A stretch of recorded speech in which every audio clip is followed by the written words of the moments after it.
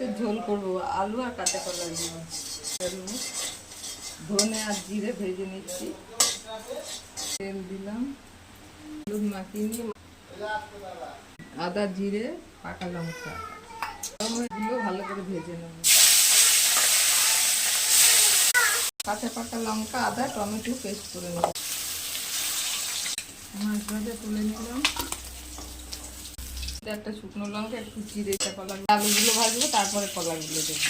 আদা লঙ্কা tomato paste, একটু জল দিলাম, হলুদ দিলাম, একটু চিনি দিলাম, কষিয়ে নেবো। ভালো করে ভেজে নিয়েছি কিন্তু এবার ভালো করে কষিয়ে নেবো। হয়ে গেছে, জল দিয়ে দিলাম, মতো ফুটবে, ফুটিয়ে মাছ দিচ্ছে সিদ্ধ, এগুলো মাছটা দিয়ে দিলাম, এটাও দিয়ে দিলাম, জিরে আর ধনে, আলু দিয়ে কাতলা মাছের ঝোল ভাজা মশলা দিয়ে।